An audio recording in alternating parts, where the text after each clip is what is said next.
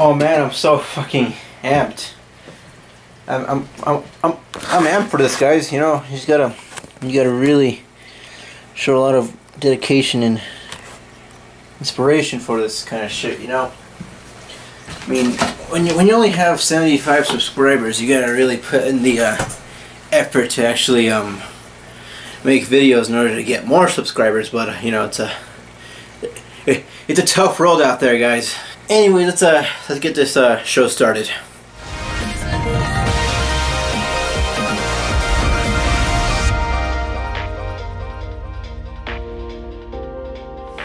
Hello guys, welcome to the first pairing of the two different segments I have.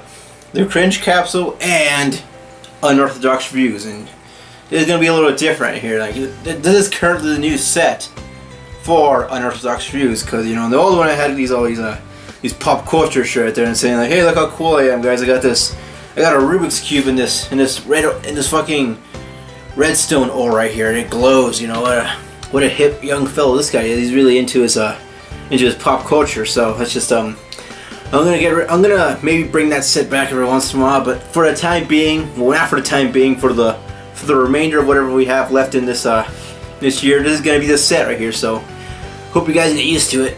So anyways, what do we talk about today? Well, the title card kind of spoiled it, but before we get into that, let's talk about some of the changes we've made. How many changes we made? Well, quite a bit. You know, we got this new thing going out with these lava lamps instead of the good old pop culture shit. You know, that's a kind of the old thing now. But yeah, apart from that, today we're actually recording with a new piece of equipment. And what are we recording with this time? Well, we're recording with a Sony HDR CX405 Handycam, and that's it's a huge step up from what I had last time. And yeah, you know, it's called, from here on, you guys will be able to see some video in good old 1080p by 1920, or 1920 by 1080p. I'm not really too certain on what the things were for that, but I'm pretty sure I got them right. But anyways, welcome back to the Cringe Capsule / Unorthodox Reviews. I'm Billy, and today we're going to be making a somewhat big bust.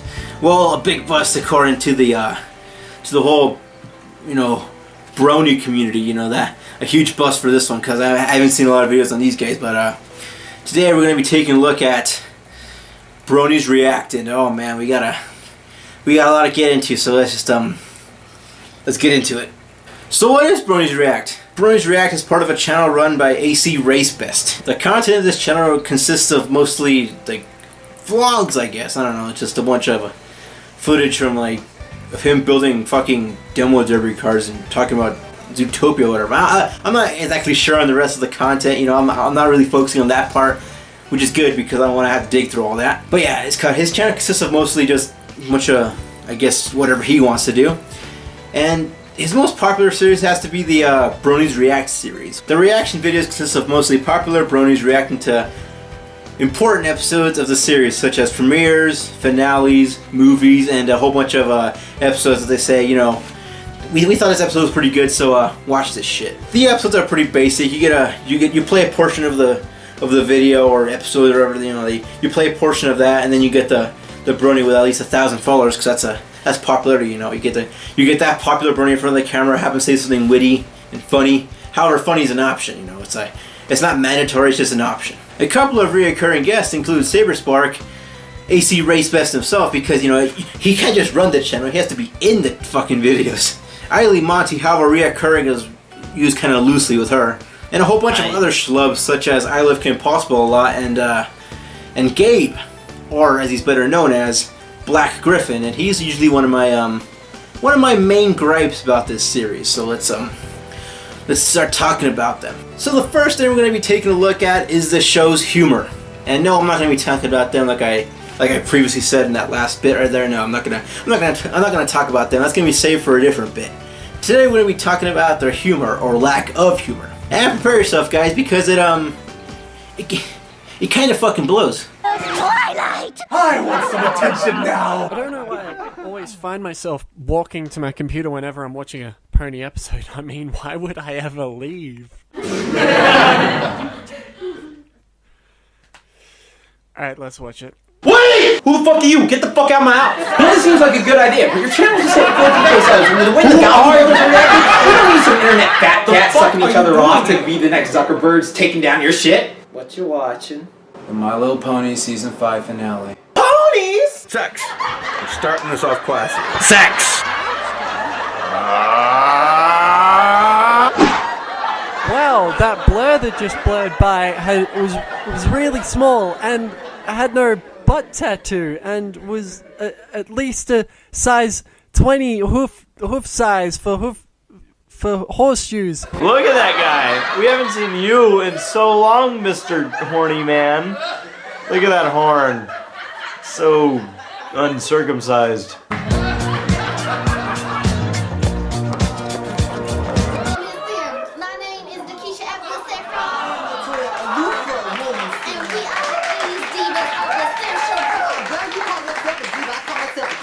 Believe it or not, guys, bronies are awkward. It's almost like a competition to see who could be the most cringeworthy. In one of the episodes, there was this guy that I thought it was really funny to be loud and obnoxious, because that's kind of the whole funny comedy bit now, guys. You got to be really loud and unstable in order to get some good old weird side of the internet points, guys. You know, Filthy Frank did it, so why can't I? So let's take a look at his shtick. It's Pinky Prime! Take it away, Pick-a-Pity! Oh yeah! Now this is how you do it! What you talking about, Applejack? Of course it does! It's next to hangry! Rebecca? Soy shit! Trixie, you're such a weirdo! First! Rebecca? Soy shit! No!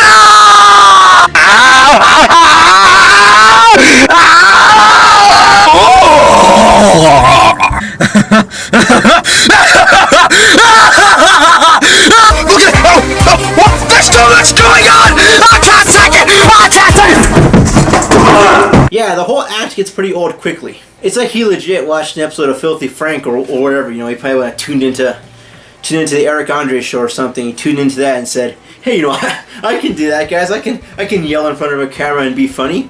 Except the difference is that those people are actually funny to begin with. And he has a really punchable face. I'm not gonna lie about that.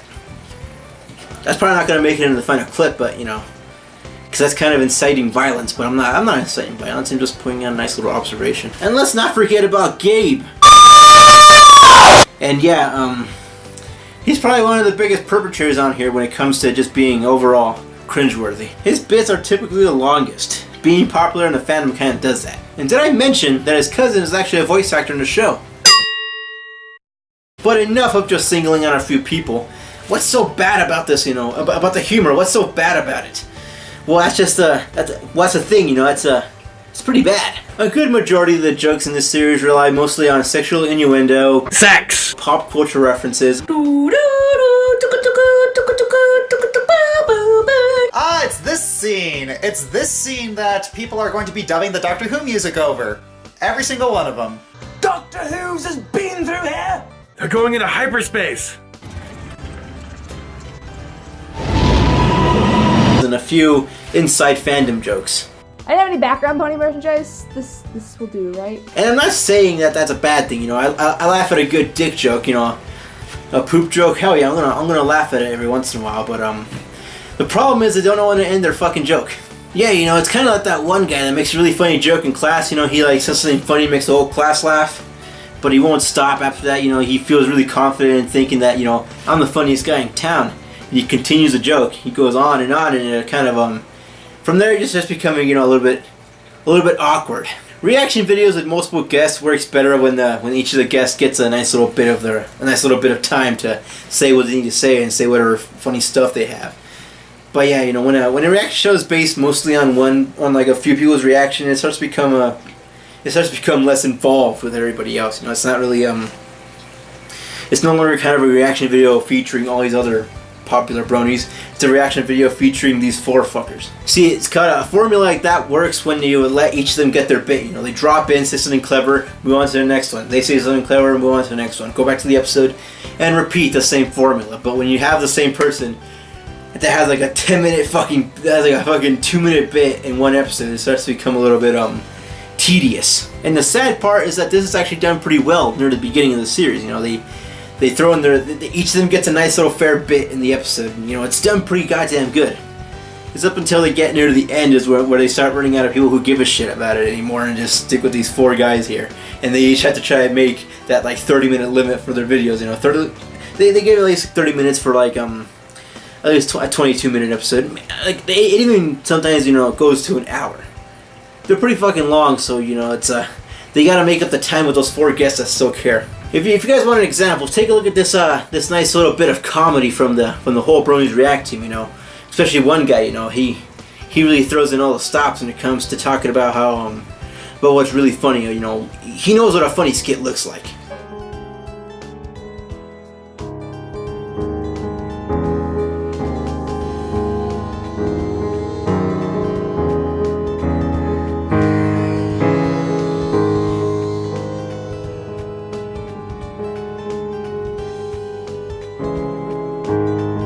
Big fat mistake.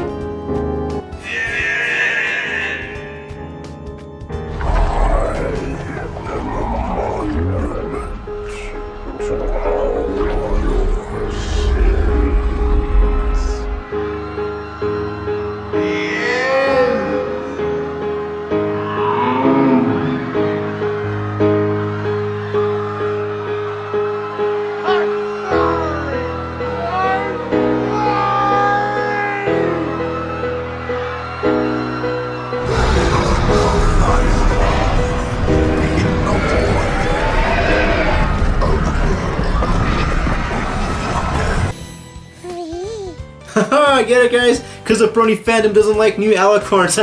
Fucking laugh, motherfuckers, laugh. The only people that I actually find funny in this series are the ones that stay the most real. You know, they just throw something like witty, like they throw something legitimately like an observation, like a funny observation or just a funny joke.